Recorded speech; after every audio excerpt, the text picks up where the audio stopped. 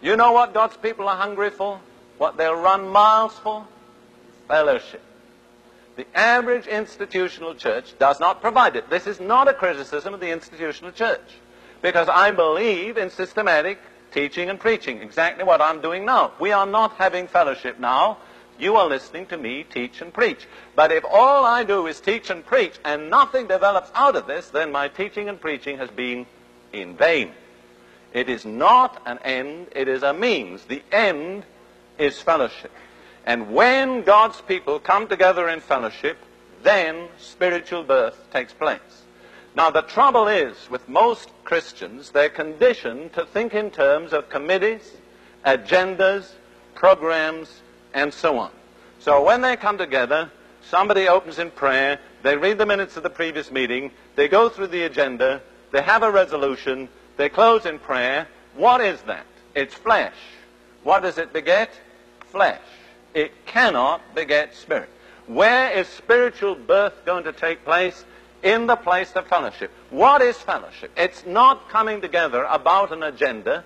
It's not coming together to construct a committee. It's not coming together to arrange a program. It's coming together to enjoy Jesus Christ, worship Him, share Him together. And out of that worship and out of that sharing, the Holy Spirit will bring forth a birth.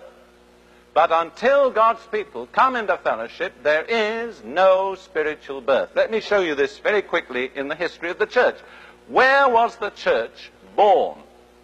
Now, I know some people say it was born at the resurrection. I think most people say it was brought forth at Pentecost.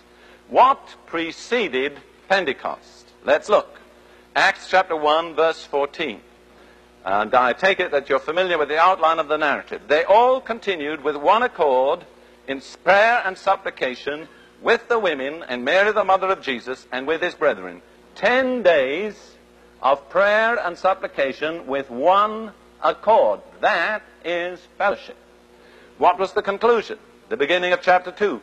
When the day of Pentecost was fully come, they were all with one accord in one place. Out of that perfect fellowship was brought forth experientially, so far as history is concerned, the church of Jesus Christ.